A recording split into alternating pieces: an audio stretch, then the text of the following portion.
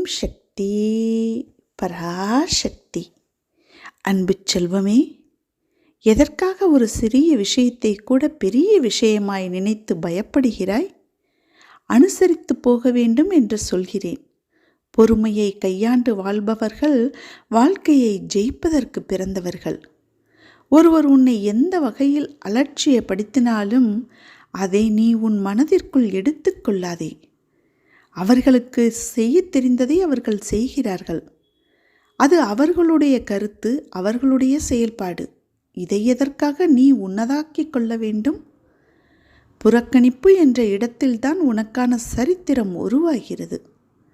அந்த இடத்தில்தான் இருந்து விருட்சகமாய் வளரப்போகிறாய். புறக்கணிப்பது நல்லது. உன்னை வீறு கொண்டு எழச் செய்து உனக்குள் ஒளிந்திருக்கும் திறமைகளை வெளிக்கொணரும். நான் மட்டுமே அனுசரித்து போக வேண்டுமா என்று நினைக்காதே. நீ இப்படி நினைத்தால், இப்படியே இருந்தால் இறுதியில் சண்டையிலும் வாக்குவாதத்திலும் தான் முடியும். அமைதியாயிருப்பது சிறந்தது. பல பிரச்சனைகளிலிருந்து உன்னை காக்கும் கவசமாக அது விளங்கும். அமைதியாக இருக்கும் பொழுது நீயே தியானித்துக்கொள். ஒரு அமைதியான பூங்காவனம் உன் மனதில் பூக்கும் நிம்மதி தென்றலாய் வீசும். மகிழ்ச்சி மலர்களின் வாசமாய் உன் முன் நறுமணம் தூவும். உனது கோபங்கள், ஆதங்கம், வருத்தங்கள், உன் எதிர்மறை எண்ணங்கள், கெட்ட எண்ணங்கள் என்று எல்லாமே அந்த அமைதியை நிலையின் முன் மண்டியிட்டு குலைந்து போகும். ஆம், எதிராளியை கத்தியை கொண்டு குத்த வரும்போது கூட அமைதியாய் நின்று கொண்டிருந்தால் ஏன் இப்படி நிற்கிறார் என்று குழம்பித்தான் திரும்பி போவார். அதற்காக அப்படி நில் என்று அம்மா கூறவில்லை. ஒரு உதாரணத்திற்கு கூறுகிறேன். அமைதியை கடைபிடித்து பார்த்தேயானால் பல நல்ல விஷயங்களை உன் வாழ்வில் நீ வரப்பெறுவாய். இப்போது உள்ள சூழ்நிலையில் உன்னை காக்கும் கவசம்தான் இந்த அமைதி. அதை நீ கடைபிடித்தே ஆக வேண்டும்.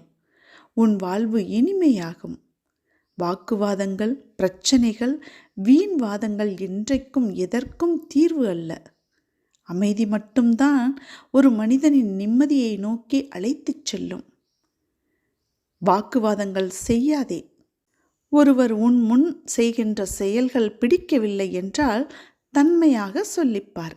கேட்கவில்லை என்றால் அவர்களை விட்டு விலகிவிடு. அவர்களிடம் வாக்குவாதம் செய்து அவர்களுக்கு சரி என்று புரிய வைப்பது உனது பணியல்ல. எவ்வளவுதான் நீ உன் நேரத்தை செலவிட்டு அவர்களுக்கு எடுத்துரைத்தாலும் அவர்கள் மாறப்போவது இல்லை.